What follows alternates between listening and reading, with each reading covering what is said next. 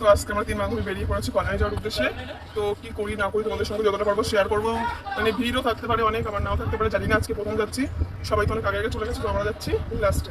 তো তোমরা ভিডিওটা দেখতে থাকো, কেউ প্লিজ স্কিপ করো না। এই যে আমাদের ট্রেন এসে পড়েছে। তো এটা বেশ কয়েকদিন আগের ভিডিওটা, তো এতদিন এডিট করাও হয়নি, দেওয়াও হয়নি। আমার বান্ধবীরা বসে পড়েছে, তো যাচ্ছে কল্যাণীতে। তো ট্রেনে উঠেছে, মানে রানাঘাট নেমে এত পরিমাণে ভিড় ছিল, মানে খুব কষ্ট করে ট্রেনে উঠলাম। উঠে যে এখন বসে আছি, বসার জায়গাটা একটা আমি জায়গাটা কষ্ট করে ধরেছি, তোমাদের দিলাম বসতে। একেবারে তোমাদের সঙ্গে কল্যাণীতে গিয়ে আবার দেখা হচ্ছে। তো দেখো আমরা কল্যাণীতে গিয়ে কি করি না করি, তো ভিডিওটা দেখতে থাকো।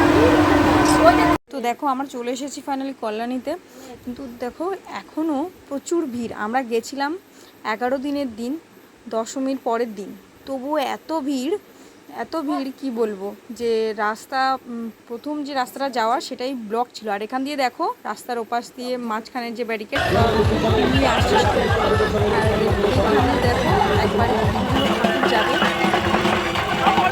হ্যাঁ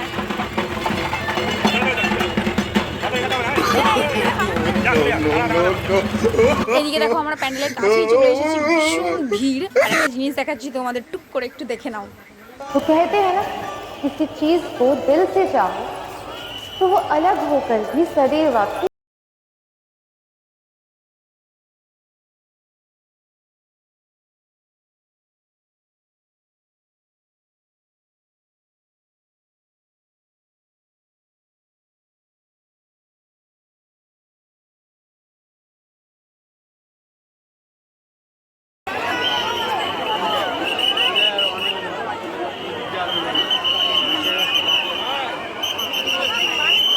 পুজোতে বেরোচ্ছ নিশ্চয়ই, কি বললে?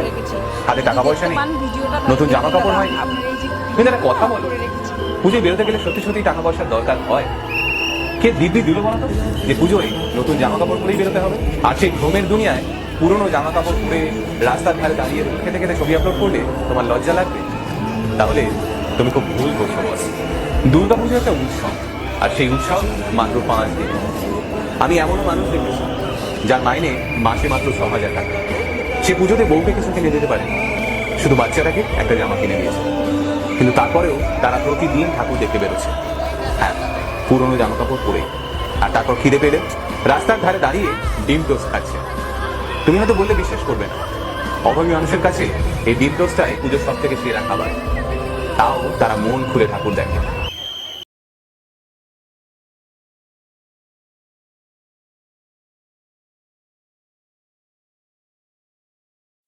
এই যে ঠাকুর দেখার সময় যখন আমরা ভেতরে যাচ্ছিলাম, তখন না একটা ঘটনা ঘটে। হ্যাঁ, কারণ মানুষ গিয়ে তো দাঁড়াতে পারছে না, তো কয়েকজন পুলিশ তো একটা ছেলেকে ভীষণ জোরে না ধাক্কা দেয়, ধাক্কা দিয়ে বার করে। এবার সে একটা ক্রিয়েটর, কারণ তার হাতে দেখেছি ফোন ক্যামেরা ছিল, যেটা স্ট্যান্ড লাগানো। হ্যাঁ, এবার তাকে এত জোরে ধাক্কা দেয় যে প্রথমে সে পড়ে যায়। হ্যাঁ, পড়ে যাওয়ার পরে দেখুন তাকে পুলিশে কীভাবে ধাক্কাতে নিয়ে যাচ্ছে।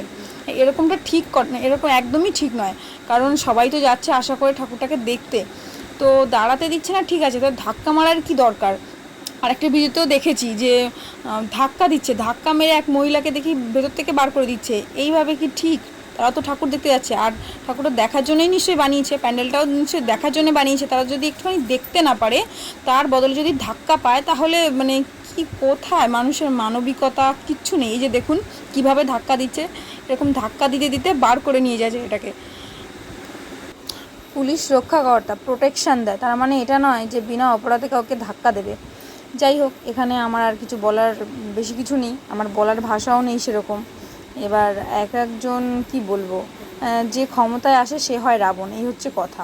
এখানে আমার সেরকম কিছু বলার নেই, কারণ সেটা তার নিজের দিক থেকে সে বলছিল। এবার তার বলার জন্য এবার ওই ভিড়ের মধ্যে সে একটু গলা চেঁচিয়েই বলছিল, যাতে তারা শুনতে পায়, কিন্তু তারা তখন ওই ব্যবহারটা করে। আর এদিকে একজন দেখুন পুলিশ যে হচ্ছে বসে বসে ঘুম খাচ্ছিল, আর এদিকে দেখুন ঘোড়াটাকে খুব সুন্দর লাগছিল বলে এটাকে তুলেছিলাম।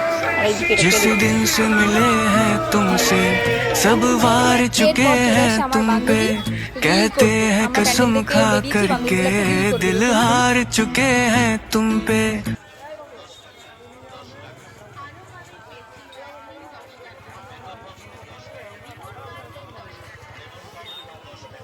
আমাদের প্যান্ডেল ঠাকুর দুটোই দেখা হয়েছে, ওই জন্য বাড়ি যাওয়ার জন্য ট্রেনের ওখান স্টেশনে বসে থাকি। আরও যে দুজনকে দেখতে পাই, তারপরে আমাদের বান্ধবী রিল বানাতে শুরু করে। শুনুন রিল বানাচ্ছে।